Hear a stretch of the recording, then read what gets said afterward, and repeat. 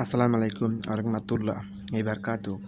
আজকে আমি দেখাবো আমার কোয়েল পাখির খাঁচা। আমি কি নিয়ে কাম করলাম।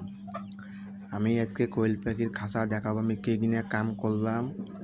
আর আজকে নেট কিনে আনলাম, কত ফিট নেট কিনে আনলাম এবং নেটের কাম কি নিয়ে করলাম। আর এবং আমাদের এখানে দেখেন ফার্মি মুরগি, টাইগার মুরগিগুলো ঘরেতে ঘুরে বেড়াচ্ছে। আমার এই কোয়েল পাখির নেটটা ভালো হলে আমি মুরগিগুলো খাঁচা বানাবো। এবং এই যে আমাদের এখানে 5টা থাক আসলো, কোয়েল পাখির থাক আসলো 5টা।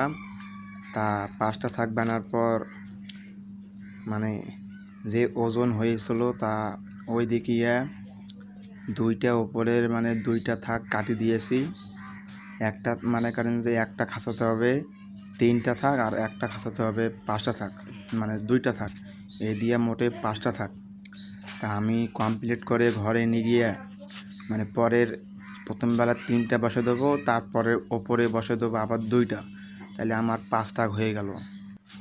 তারপরে আমি এগুলো কোয়েল পাখি খাঁচা বানাইছি। লম্বা দিয়েছি 7 ফিট আর খাটো দিয়েছি 25 ইঞ্চি। খাটো দিয়েছি 25 ইঞ্চি, লম্বা দিয়েছি 7 ফিট। আমার বর্তমানে কোয়েল পাখি পোষা যাবে। এই যে এইটা কাটার পর 2টা থাক আসলো, এই 2টা থাক। আমার এই বর্তমানে কোয়েল পাখি পোষা যাবে 500-600 পিসের মতন কোয়েল পাখি পোষা যাবে। একবারে কম টাকাতে আমি 500 কোয়েল পাখি 600 পিসের কোয়েল পাখির খাঁচা বানালাম। তা আজকে আমি নেট নিয়ে আইলাম, ওই দিয়ে শুকিবার দিছিলাম, যে ভারী করতেছে তা ওই দিয়ে শুকিবার দিছিলাম। আর নেট কিনে নিয়ে দেখাচ্ছি আপনাদেরকে। আর এগুলো আমার প্যানেস হচ্ছে কয়েকদিন পর ডিম পারবে, 2-1 ডিম পাড়ার সময় হয়ে গেছে। আমি কোয়েল পাখির খাঁচাটা বানাচ্ছি বাড়িতে, আরও 2-1 দিন সময় লাগতে পারে। আমার কোয়েল পাখির খাঁচাটা বানাতে আরও 2-1 দিন সময় লাগতে পারে।